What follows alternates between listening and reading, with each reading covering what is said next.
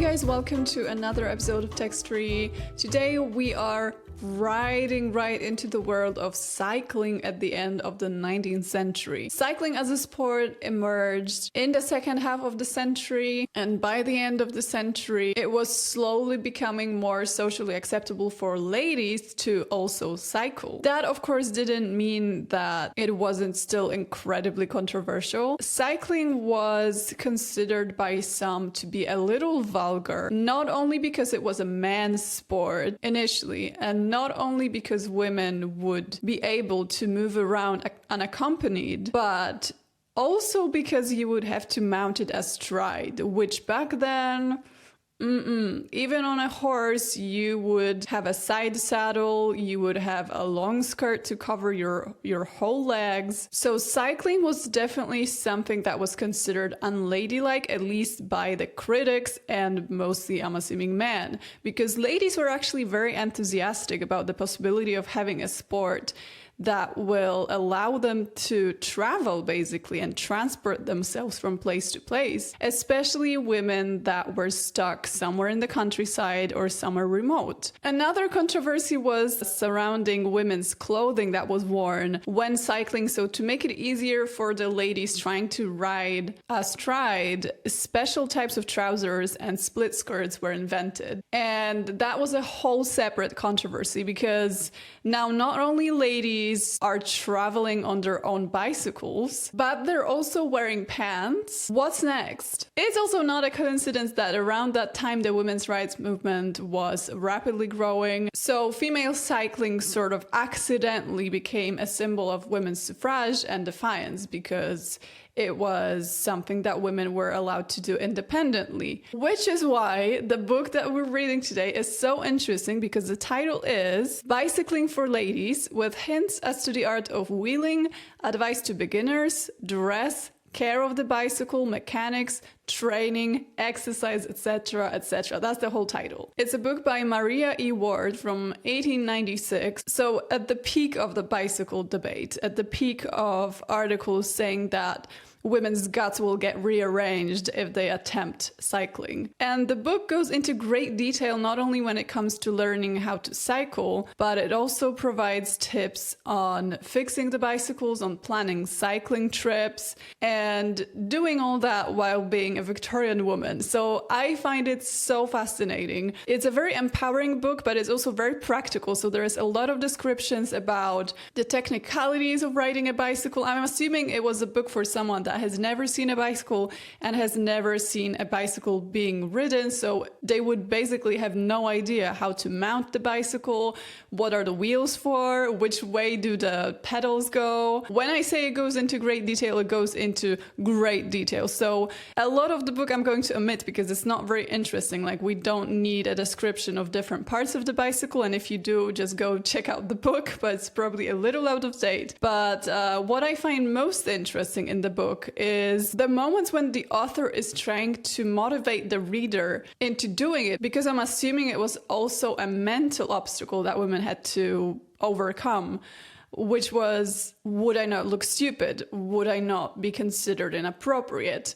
What would my neighbors say? What would my friends say? Will I still get invited to things if people see me doing that? Maria E. Ward, the authoress of this book, definitely attempts to fight that stigma. And she's like, here's why I think you should ride a bike. Anyway, let's get into it. It's sunny today. It's actually perfect bike weather right now. So maybe that will motivate me to move my ass later. But for now, let's see what Maria E. Ward had to say about cycling or riding a bicycle as a woman in 1896.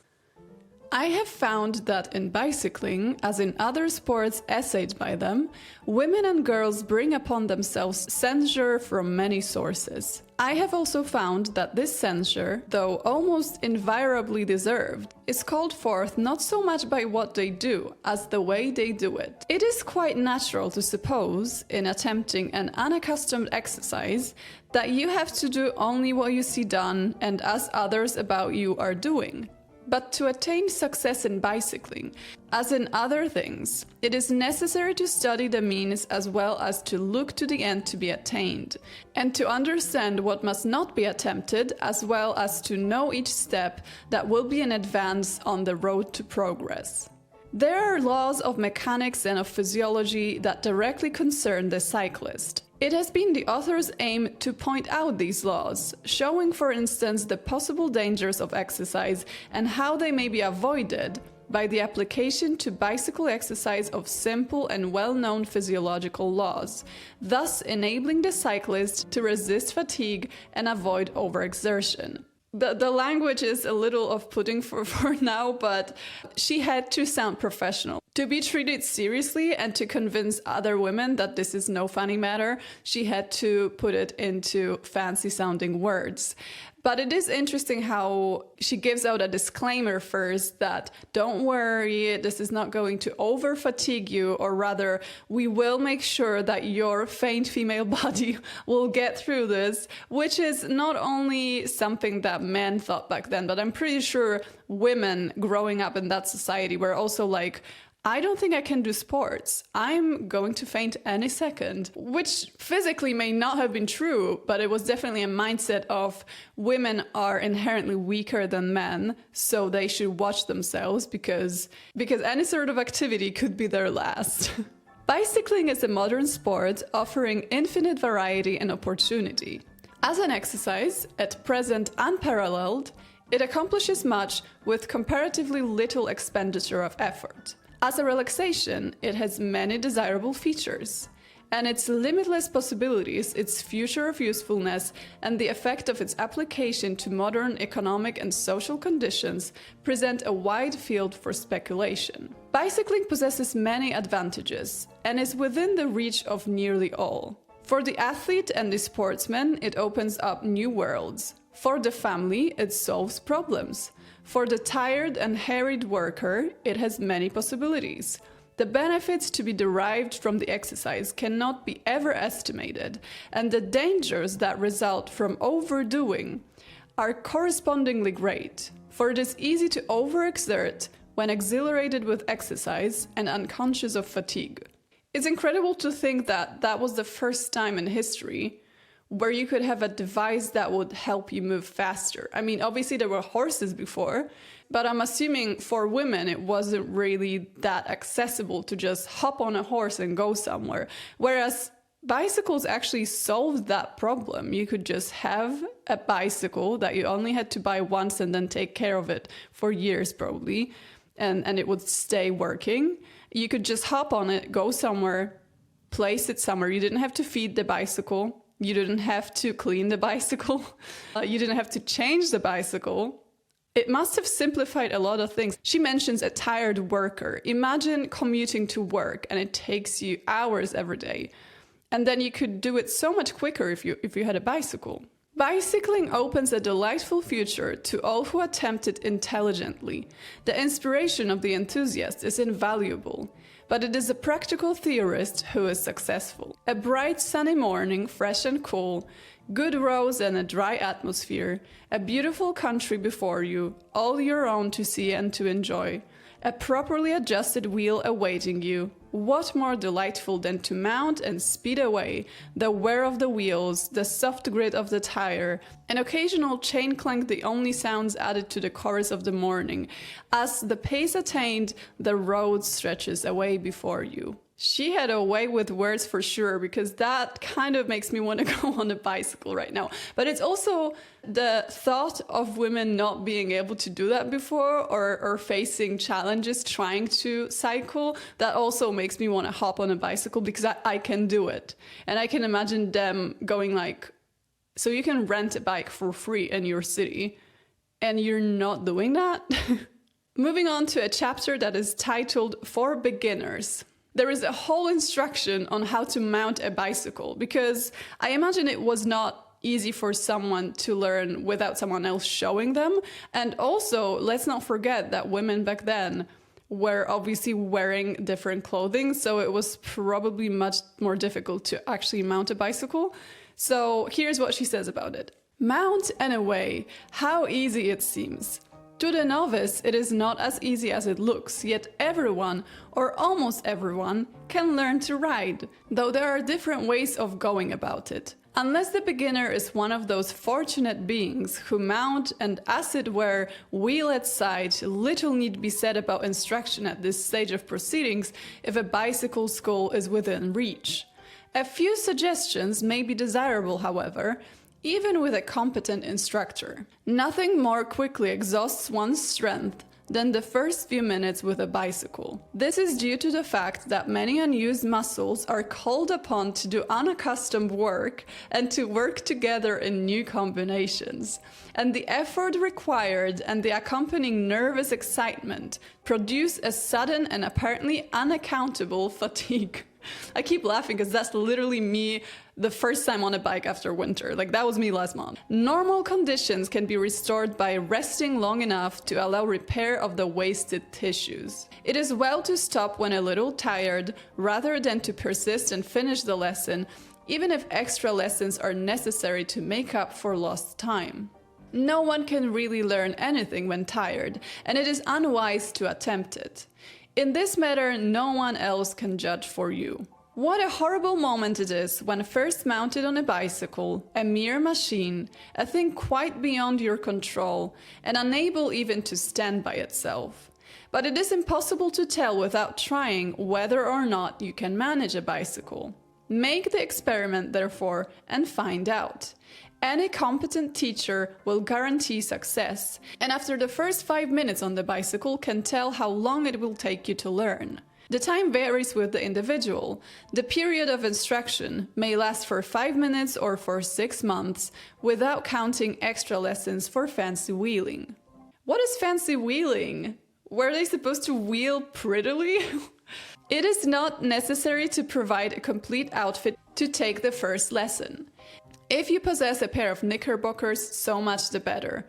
Wear an old dress, easy shoes and gloves, and a hat that will stay on under any conditions. The clothing should be as loose as possible about the waist, wear flannels and no tight bands of any kind or anything elastic.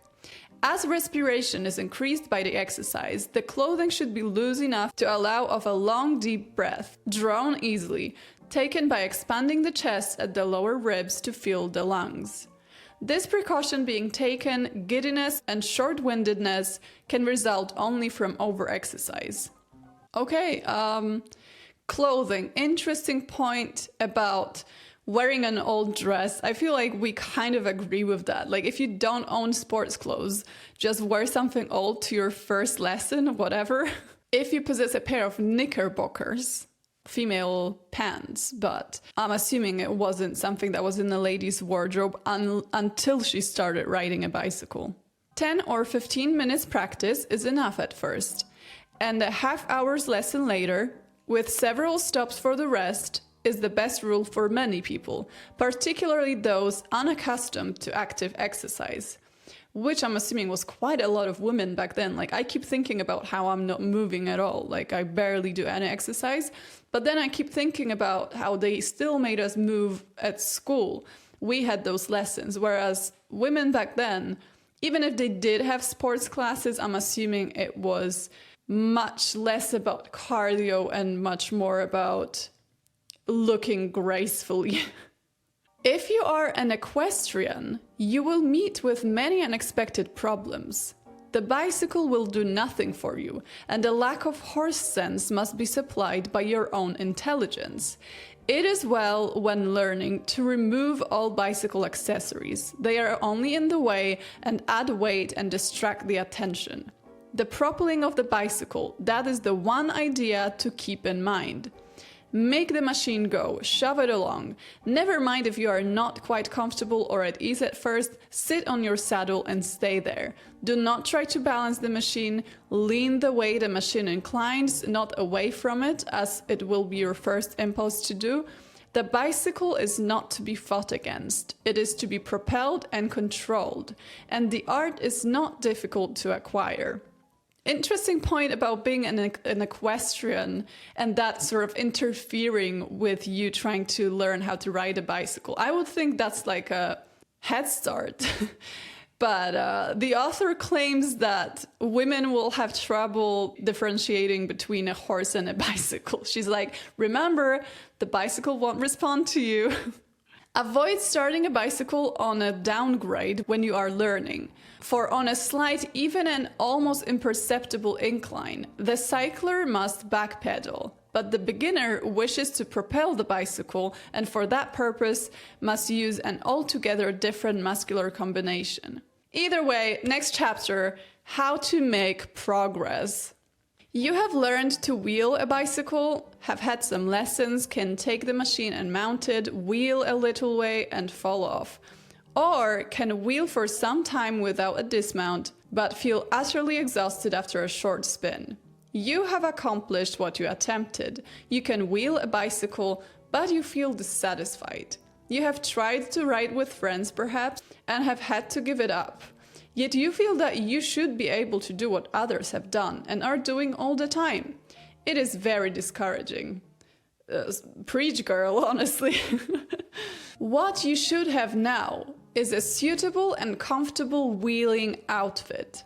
You perhaps have a bicycle of your own. If not, a good wheel may be hired reasonably. The matter of dress is now all important, and a costume suitable for cycling should be selected. It is impossible to do good work or to practice comfortably unless you are properly dressed.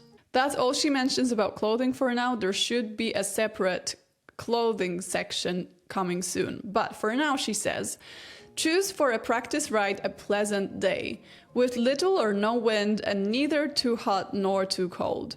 The atmospheric conditions are an important factor in bicycling. Indeed, beginners are often discouraged by external conditions which really have nothing to do with their mastery of the machine.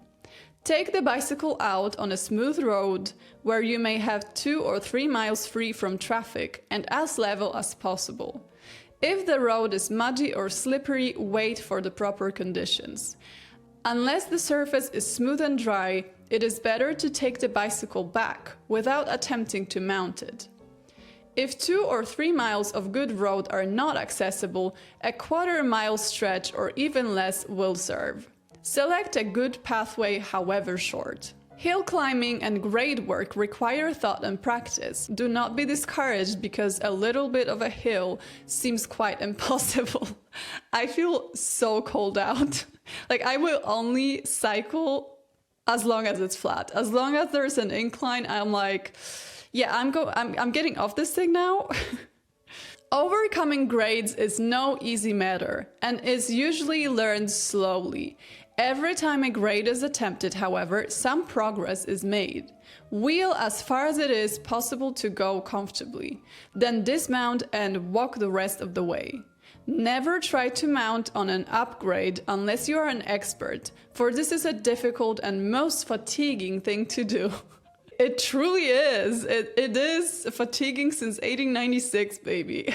Never eat a full meal before starting on a bicycle trip. If possible, set the time for starting at least an hour after eating. 10, 20, and 30 miles are often covered after the first or second trial.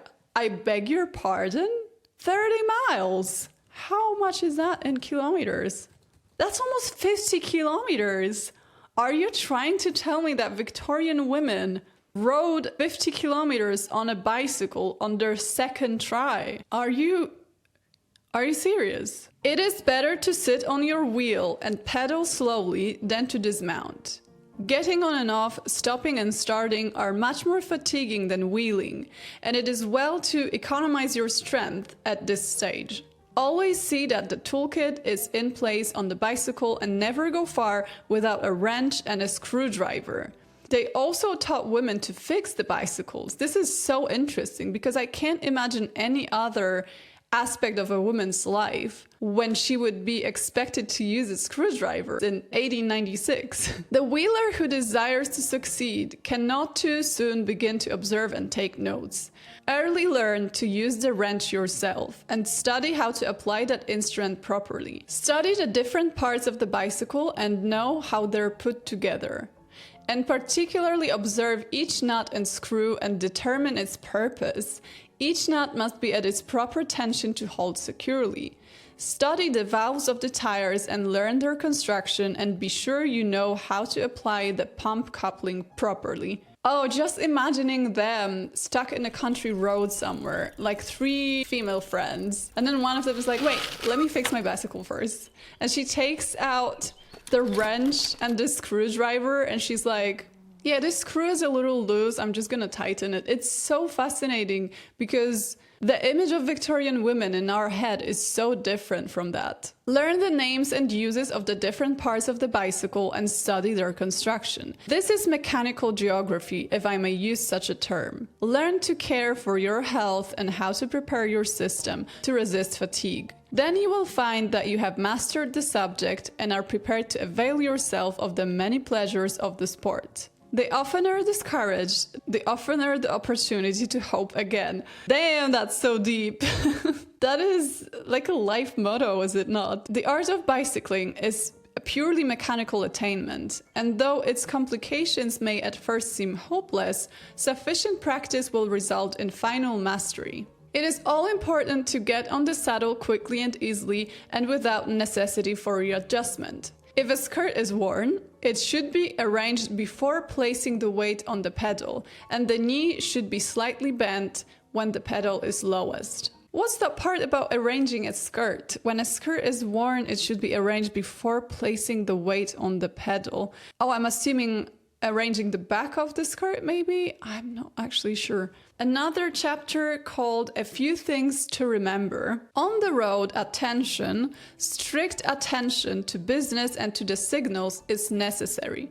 Conversation is not prohibited, it is entirely dependent upon the nature of the surface you are traveling. I have often been laughed at for taking out my lamp for a short afternoon's ride with friends who could ride well enough for their own satisfaction. A lantern is a convenience at dusk or even earlier, enabling others to see and avoid you. And this helps more than the uncertain light annoys.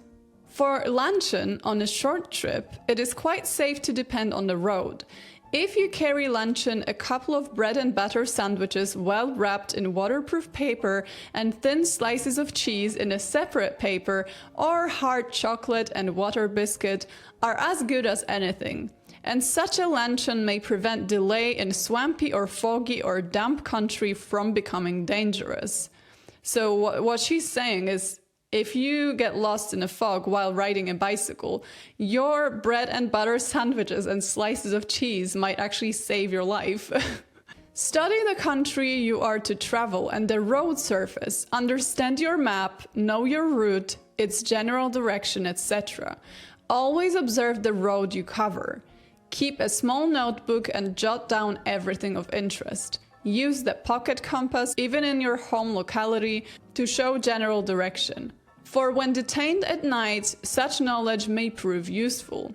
The idea of women traveling in the middle of nowhere with a map and a compass, it just sounds so adventurous, considering it's 1896. Fog and rain or a moonless night are bewildering, rendering familiar roads weird and strange. And unlike the driver or equestrian in the dark, a bicyclist must trust to himself alone. Wheeling in the dark, however, has some advantages, as you are apt to ride in a straight line and not turn out for bad places in the road. On the other hand, a certain amount of risk is necessarily taken. There should be no close riding and constant care should be exercised for the avoidance of collision. So you've probably been listening to this thinking, okay, but where did women get bicycles? Like, where did women get bicycles to even try cycling? And the answer is cycling clubs. So here is what she says about this. Cycling offers endless opportunities for the formation of clubs, and cycling clubs there are of all ages and sizes. A simple form of club for the earlier phases of the sport may be organized in this way. Buy 2 bicycles and form as small a club as can manage their purchase. Keep a register and pass the bicycles from member to member for, say, a week at a time. Repairs in case of accident to be paid for by the member using the wheel at the time of the accident. The club may later be enlarged by receiving any desired number of members and purchasing additional wheels in proportion. But nothing is so satisfactory as a chosen mount of your own, adjusted to suit your individual needs and kept for your own exclusive use. So what she's saying is, when you're starting out, you might as well just borrow the bicycle from a local cycling club. But if you're really serious about it, if you actually enjoy it, it's always better to get your own bicycle, which is sort of probably the advice we would still use nowadays. An interesting point about sprinting. Sprinting is often tempting and comparatively harmless. Scorching is a form of bicycle intoxication, and the taste once acquired, the bicyclist craves its excitement, caring little for the other pleasures of the sport. Scorching in this case means just going crazy fast. The scorcher sees little, hears little, and is conscious of little but the exhilaration of the moment, and seems to be imbued with the idea of consuming a certain amount of tissue in a given time. Scorching is a form of bicycling hardly to be commended, and reckless scorching is to be condemned at all times. Sprinting consumes a large quantity of material in a limited time, and though it is well at times to practice speeding, still the getting up of speed involves considerable expenditure of power and greatly increased momentum, and should be indulged in only by those who understand the limit of their powers and know what they hold in reserve. So it's good to go fast sometimes, but if you're a road pirate, that's not good. Okay, finally the chapter on dressing, how to dress when cycling. The matter of dress for bicycling is quite important from the hygienic standpoint. Clothing should be most carefully selected with the view to an equal distribution of weight and an even thickness of material. It should have no constricting, no tight bands anywhere, but should permit of absolute freedom of movement, and be warm enough to prevent chilling through too great radiation of heat, yet porous enough to allow of free evaporation. All seasons of the year permit of cycling. The bicyclist therefore has opportunity for much variety in dress. The essentials are knickerbockers, shirtwaist, stockings, shoes, gaiters, sweater, coat, no skirt, or skirt with length decided by individual preference, hat, and gloves. The knickerbockers should be very carefully cut, smooth and tight just over the top of the hips, and fitting easily below, not fulled or gathered, full at the knees, and boxed or finished with a band and buttonhole. Nothing elastic on any account. It's interesting because it's the second time she's mentioning no elastic in terms of getting dressed for cycling, which is very ironic because I feel like that's the first thing we would say nowadays, would be like, wear something stretchy, make sure it's comfortable. I wonder what it was about the elastic inserts that she hated so much, but maybe back then they were just very unreliable and would simply either snap or maybe they will hurt you in some way.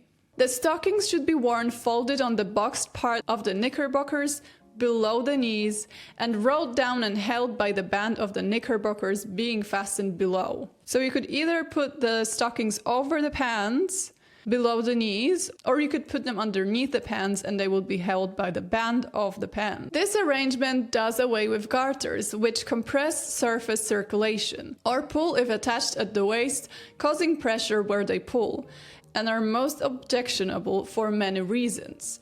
The knickerbockers should be made of cloth or woolen material. The shirtwaist should have wristbands or sleeves finished to open a little way, and button. The neck finished with a band with a detachable collar of the same material. The body of the waist should be shaped to the figure at the sides and back, gathered slightly in the front, and finished at the waistline without a band, and may be of the same material as the rest of the suit. The knickerbockers should button to this waist, the places for the buttons being reinforced. The stockings should preferably be of wool and of a seasonable weight. Wait, this is actually groundbreaking to me because I have made a cycling outfit before, and my biggest pet peeve was the shirtwaist constantly getting out of the skirt. Like I would lean forward on the bike and the stupid shirtwaist would come out. This actually solves all of my issues because it turns out that the bottom of the suit, whether it was the pants or the short skirt, you would just button it to the shirt. This is genius. The combination of knickerbockers, shirt waist, and stockings forms the essential part of a cycling costume. Over this, a coat and a skirt if desired, with a sweater for an extra wrap. Wait, that's a lot of layers. Oh, she does acknowledge that. Bicycling is warm work, and the clothing should always be rather light in weight. For touring, it must be all carried on the wheel and yet heavy enough for comfort when not exercising, and not too heavy for work, and should moreover allow of adjustment for changes in temperature or for any required change in distribution. To this end, all the clothing should be of one color or of colors that look well together. Go Mariah, fashion queen. The knickerbockers, waist and skirt should match. Then if the coat is removed, the costume looks complete. An outfit might consist of 2 suits complete, of different weights, sweaters of different weights, wool stockings, heavy and light, that will roll below the knee without being either bulky or tight. The absolute temptation to get an old bike, get a couple of female friends, and wear 80s, 90s cycling costumes while going on a cycling trip is immense right now. The knickerbockers are better fastened with a button, the button being in just the right place, than with a strap and buckle, which is liable to be pulled too tight at times. The shoes should be low, made of thin leather, laced well down toward the toe, with light uppers and soles stiff yet flexible, and made with grooves to take the pedals and prevent slipping. Blocks or cleats on the soles to fit the pedals are sometimes preferred, but are hardly so good for general work. Gaiters, by the way, gaiters were worn over the shoes to prevent the shoes from getting dirty. The gaiters may be made of almost any suitable material, leather, canvas, or woolen, to match or contrast with the rest of the costume. They should fit easily around the ankle and over the instep, and should never, on any account, extend more than halfway to the knee.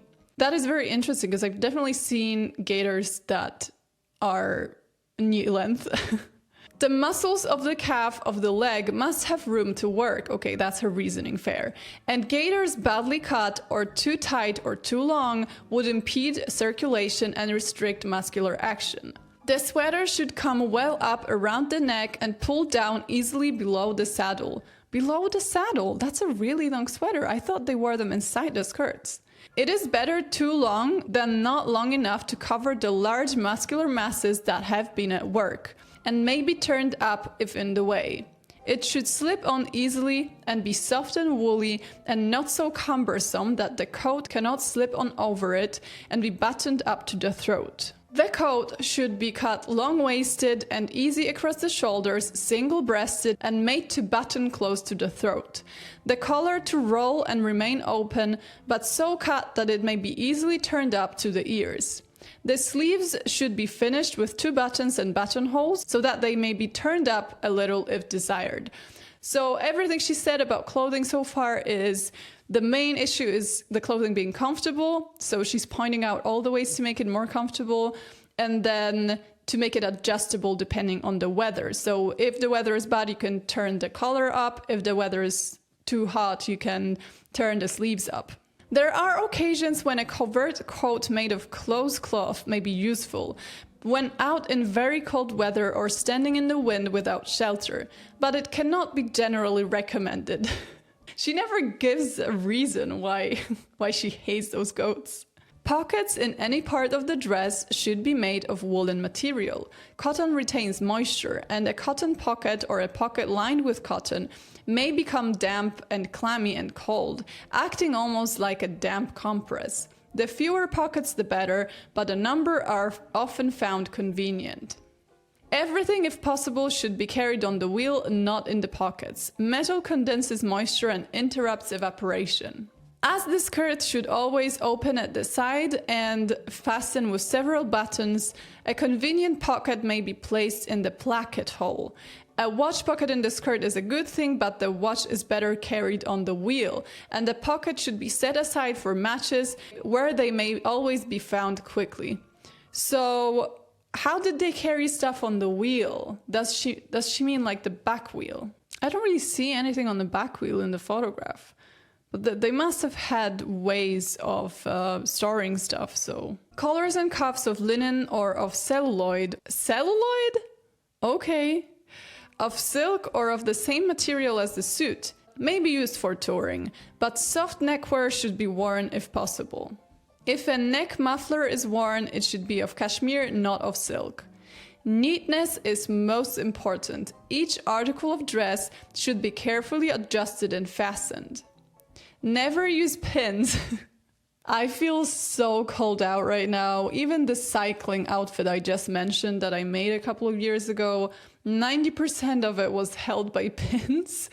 And I get her point because pins only work well if you don't move. In general, a costume only works well if you're basically standing in a photo studio, but as soon as you start moving around, or even worse in this case, as soon as you ride a bike, it will become a whole mess. That's why she's saying never use pins or put things carelessly together, hoping they will stay, but be sure that every article of dress fits and is securely fastened, and it will never need a thought after it is in place. In warm weather, gloves with one button are most comfortable. For cooler weather, 4 buttons fastened about the wrists keep the hands warm. The outfit may be completed with a number of hats. A light straw for summer, a soft felt for touring, and a small and becoming hat for the park. The hat should be chosen to stay on easily and not pinned, but fastened under the hair with elastic, and the hair dressed to stand any amount of blowing about. That's very interesting that she mentions not pinning the hat, because I did pin my hat when I was riding a bike last month and it did not stay on. I don't think it would stay on if I had an elastic, but maybe both of those combined would actually work. I didn't know they used the elastic hack back then. The skirt should not reach more than halfway below the knee, and the hem and all seams should be finished on the outside. Then there will be nothing to catch or pull. The width around the bottom may be a matter of choice, but the skirt need not fall behind the pedal when furthest back, and should be cut full enough in the front to permit the knees to work easily. The top of the skirt should take the place of a waistband, following the curves of the figure, made to flare at the top of the waist and fitted snugly over the hips and hanging from them. It may be worn with or without a belt. It's a good point, like this is also why cycling skirts were shorter back then. You didn't want them to be hanging over the wheels like that. The coat should be long enough to touch the saddle or hang an inch or 2 below it to protect all the vital organs and as much of the working masses of muscle as possible. So when she says the coat, I think she actually means like a jacket, because I was thinking like a long coat, but no, it doesn't make sense. It had to be short. And then she said it's long enough to touch the saddle, so it's actually like a hip-length jacket. The color of a bicycle suit may be chosen for the kind of work to be done. Its texture may be decided suitable if a piece being held over the mouth, it is possible to inhale and exhale through it easily. The cloth should be firm enough to stand wear and rough usage, smooth enough to shed dust easily, and of quality that will stand being wet without shrinking, and will turn the rain if caught in a shower. It should be firm, elastic, soft, have what is known as substance, be very light in weight and yet not clinging, and possessing all these qualities, the ideal cloth for bicycling should not be so expensive that it cannot be renewed easily. I mean, these are all solid tips, but where are fabrics like that? I ain't never seen a fabric like that, girl. Simplicity in detail for any garment made to work in is always commendable, and a bicycle dress must be simple to be suitable. A corset, yeah, we're getting to the juicy stuff. A corset, if one is worn, should not extend below the waistline and should have elastic side lacing. She just said you can't wear elastic stuff, but in terms of a corset, she makes an exception. Not extending below the waistline sounds a little suspicious to me, because I don't think I've seen corsets like this. The cycling corsets I've seen were just very simple and short, but they still extended below the waistline. To choose what to wear when the weather is changeable is rather difficult, and the bicyclist starting early in the morning for an all-day outing must expect changes of temperature during the day. Starting, the coat may be folded on the handles and the sweater worn. Later, as the sun grows warmer, the sweater may be removed. At the noonday halt, the coat may be donned while lunching, as it usually seems chilly coming under cover. Later in the afternoon, the sweater is again of use, and before the evening is advanced, the coat worn over the sweater often proves acceptable. To look well at all times when bicycling, it is necessary to remember the possible conditions that may be encountered, and to wear no garment that may prove incongruous. When touring, of course, fresh toilettes may be indulged in at the expense of extra luggage. The chief pleasure of bicycling is independence and the joy of being free. Yet a long trip without access to the conveniences and even the luxuries of civilization should not be attempted. A trunk may be sent home as soon as it has been proved unnecessary, or sent ahead and met at intervals, but its non-arrival should never be allowed to disconcert the traveler. What is she saying here? So she's saying that you could send your luggage in front of you so you could quickly change into more socially acceptable clothing as soon as you arrived somewhere, which is actually not stupid. It is an accepted fact that bicycling cannot be properly enjoyed unless the clothing is suitable. Of course, one can take a drop frame bicycle mount and wheel slowly for a short distance, bearing inconveniences in ordinary dress. So can one swim a little if unexpectedly placed in the water. Woo! Burn! Bicycling requires the same freedom of movement that swimming does, and the dress must not hamper or hinder. Here's an interesting excerpt about drinking water while traveling on a bicycle. In warm weather, it is permissible to drink water when wheeling, but it should be remembered that the bicyclist passes through all sorts of country, and the water may be sometimes anything but drinkable from a sanitary point of view, even causing typhoid and other fevers. Water that has been boiled is unpalatable, but it is safe.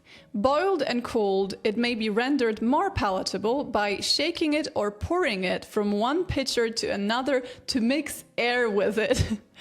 Ice in water is another source of danger. The water, after being boiled or filtered, should be placed in bottles with absorbent cotton for stoppers and cooled by being placed on ice. Muddy water may be cleansed with a piece of alum. If a lump of alum is stirred about for a second or two in a pail or pitcher of muddy water, and then the water is allowed to settle, it will be found fit to boil for drinking. Can someone good with science and chemistry please confirm or deny this? Because this is kind of interesting. Victorian women Brita filtering their own water. Bottled waters are safest when the country is unknown or when there is doubt as to the purity of the local supply, but failing these, the precautions mentioned will ensure safety. A chapter called Women and Tools. Most women can sew on a button or run up a seam. Sewing, in fact, is regarded rather as a feminine instinct than an art. There are many capable people in the world, both men and women, who can comprehend at a glance the use or the application of an article or an idea. People who instinctively use their eyes and hands with ease and accuracy. There are others who learn more slowly to use their mechanical senses, and there are also those whose attention has never been called to certain simple mechanical facts and details that they are quite capable of understanding.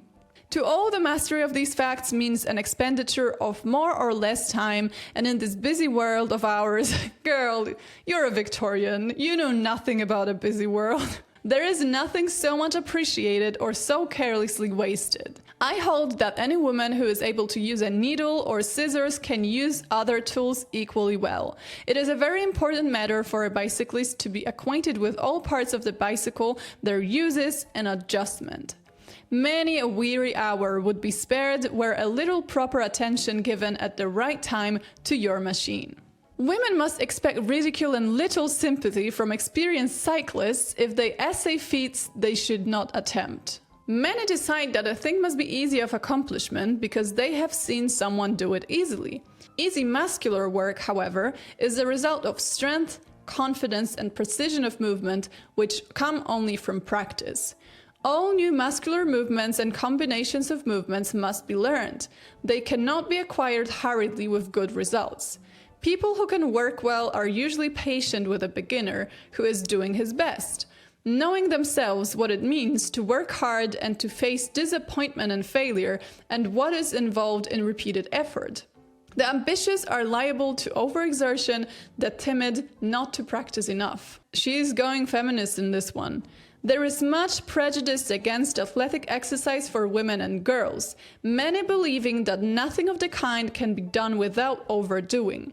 But there is a right way of doing about athletics as everything else. Prejudice can be removed only by showing good results, and good results can be accomplished only by work done under proper restrictions.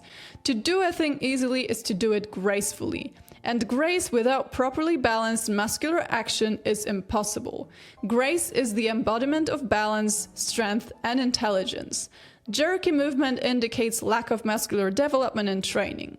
Exercise in some form is necessary for everyone. Work is necessary, recreation is necessary. Rest is to recreate, to renew. Slay!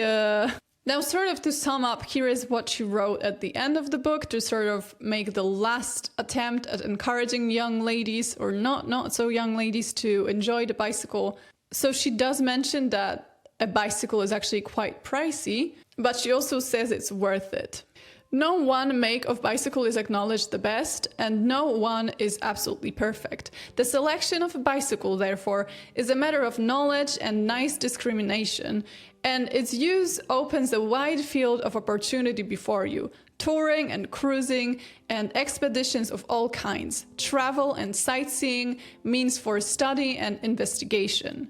The possible cost of cycling may be quite appalling to consider, but in cycling, as in other things, you may choose between the demands of necessity and the suggestions of luxury. One, almost the chief, fascination of the sport is its simplicity as a mode of travel, the possibility of doing away with all impedimenta.